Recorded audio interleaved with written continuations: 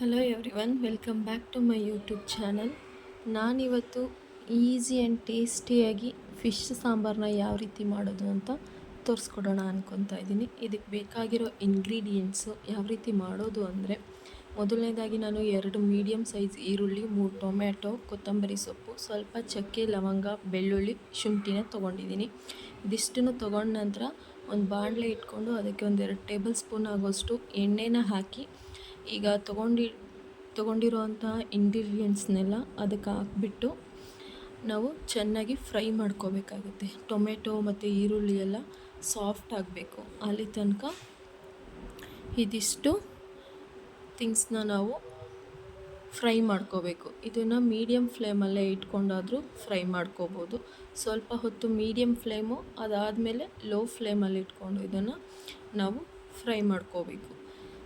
ನೋಡ್ತಾ ಇದ್ದೀರಲ್ವ ಯಾವ ರೀತಿ ಫ್ರೈ ಆಗಿದೆ ಅಂತ. ಟೊಮೆಟೊ, ಈರುಳ್ಳಿ ಎಲ್ಲ ಸಾಫ್ಟ್ ಆಗಿದೆ.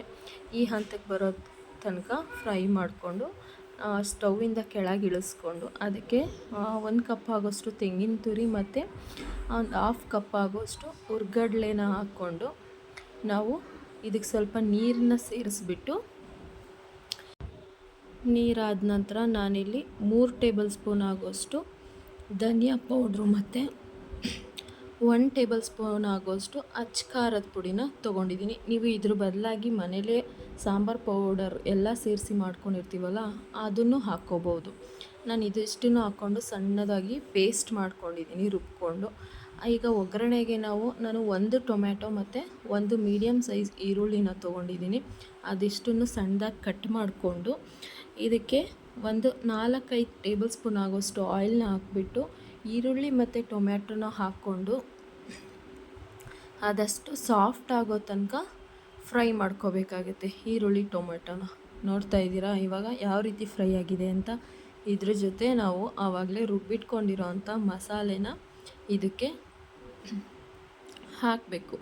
ಮಸಾಲೆ ಹಾಕ್ಕೊಂಡ ನಂತರ 1 ನಿಮಿಷ ಹಾಗೆ ಫ್ರೈ ಮಾಡಿಕೊಂಡು ಅದಕ್ಕೆ ನಾವು ನೀರು ಎಷ್ಟು ಬೇಕೋ ನಮಗೆ ಅಷ್ಟನ್ನು ಆ್ಯಡ್ ಮಾಡ್ಕೋಬೇಕು. ನೀರಾದ ನಂತರ ರುಚಿಗೆ ತಕ್ಕಷ್ಟು ಉಪ್ಪನ್ನು ಸೇರಿಸ್ಕೋಬೇಕು. ನಾನಿಲ್ಲಿ 1 kg ಆಗೋಷ್ಟು ಫಿಶ್ನ ತೊಗೊಂಡಿದ್ದೀನಿ. ಇದಕ್ಕೆ ಒಂದು ನಿಂಬೆಹಣ್ಣು ಸೈಜ್ ಗಾತ್ರದಷ್ಟು ಹುಣಸೆಹಣ್ಣನ್ನ ನೆನೆ ಹಾಕ್ಕೊಂಡು ನಾನು ಅದನ್ನು ಚೆನ್ನಾಗಿ ಕಿವುಚಿ ಇಟ್ಕೊಂಡಿದ್ದೆ. ಈಗ ಆ ರಸನ ಇದಕ್ಕೆ ಸೇರಿಸ್ಬಿಟ್ಟು ಚೆನ್ನಾಗಿ ಕುದಿಸ್ಬೇಕು. ಚೆನ್ನಾಗಿ ಕುದಾದ ನಂತರ ನಾವಿದು ಮಸಾಲೆ ಎಲ್ಲ ಚೆನ್ನಾಗಿ ಕುದಿಯೋಕ್ಕೆ ಸ್ಟಾರ್ಟ್ ಆದಮೇಲೆ ತೊಳೆದು ಕಟ್ ಮಾಡಿ ಇಟ್ಕೊಂಡಿರೋ ಅಂಥ ಫಿಶನ್ನು ನಾವು ಒಂದೊಂದೇ ಇದಕ್ಕೆ ನಿಧಾನಕ್ಕೆ ಹಾಕಬೇಕು. ಈ ಹಂತದಲ್ಲಿ ಸ್ಟವ್ ನಾವು ಒಂದೊಂದೇ ಫಿಶ್ನ ಹಾಕ್ಕೊಂಡು ನಿಧಾನಕ್ಕೆ ಇದನ್ನು ತಿರುಗಿಸ್ಬೇಕು. ಫಿಶೆಲ್ಲ ಸಾಂಬಾರೊಳಗೆ ಮುಳುಗೋ ಥರ ತಿರುಗಿಸ್ಬಿಟ್ಟು ಇದನ್ನು 1 ನಿಮಿಷ ಅಷ್ಟೇ ಲೋ ಫ್ಲೇಮಲ್ಲಿ ಕುದಿಸ್ಬಿಟ್ಟು ಕ್ಲೋಸ್ ಮಾಡಬೇಕು, ಆಫ್ ಮಾಡಬೇಕು ಸ್ಟವ್ನ. ಅದಾದ ನಂತರ ರೆಡಿಯಾಗುತ್ತೆ ನಮ್ಮ ರುಚಿಯಾದಂತಹ fish sambar. Thank you for watching. Bye.